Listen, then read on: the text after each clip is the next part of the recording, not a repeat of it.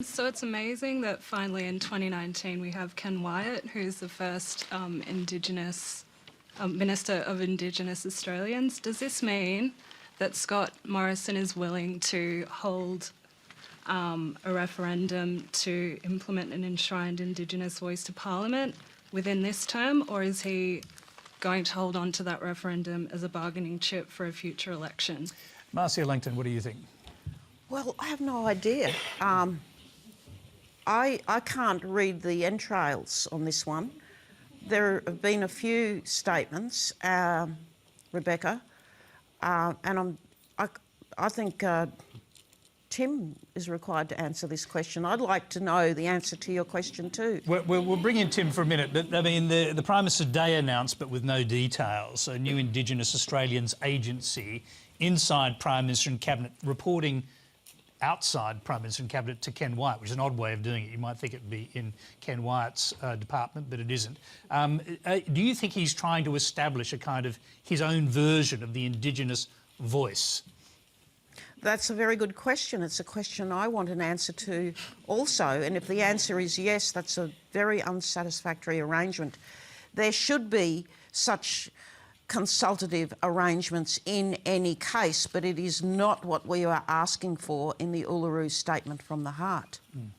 We'll come back to you on the referendum question. Let's hear Tim on this whole question of what the Prime Minister's talking about today when he's referring to a new Indigenous Australians agency inside Prime Minister and Cabinet. There already is, Malcolm Turnbull brought in an advisory body of Indigenous people. Is this to supplant that?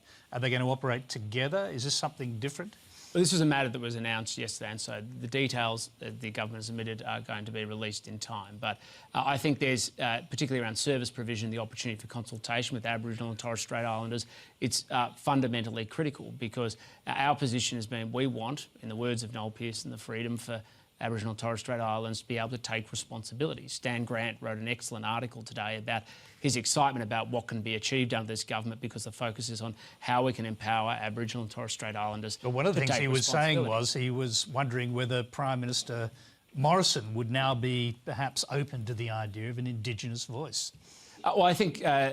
well, I know that was already ruled out by Prime Minister Turnbull, but do you think this Prime Minister might think again? Well, what we don't have is a proposal that's ready to be put to the Australian people. We have statements of objective and principle that's put forward by Aboriginal and Torres Strait Islanders.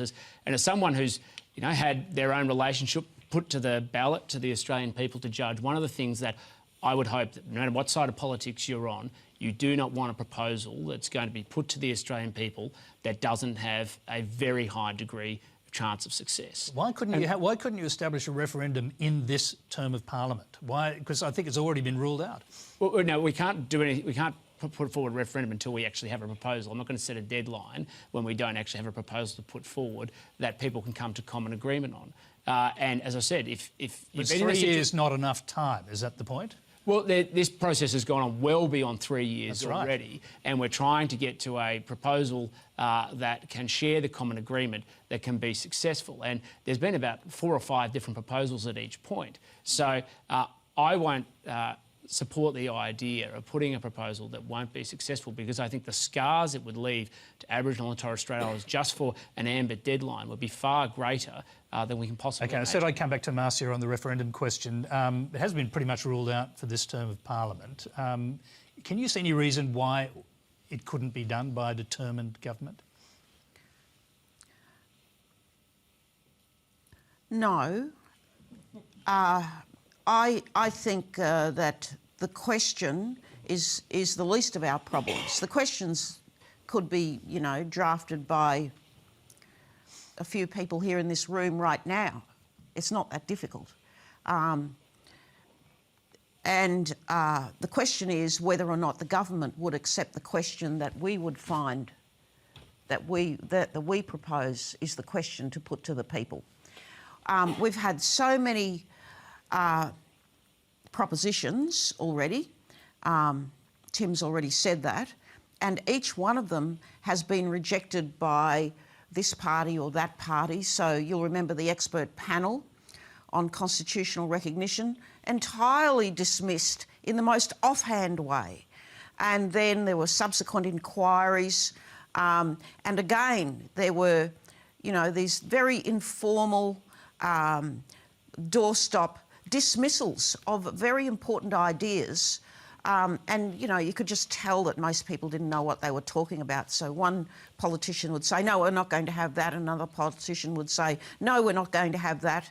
Well, how would they know? It was so evident to me that none of them had ever read any of the reports all the way through or understood the basic dilemma here. So really, you know, I have to say the only way through this problem is what is proposed in the Uluru Statement. It resolves the dilemma. It's actually a very conservative constitutional solution to the problem. And anybody who understands the Constitution would agree with that, and they already have. So, you know, Anne Toomey, name your favourite conservative constitutional lawyer, they all agree this is an elegant way through the problem. Let's go to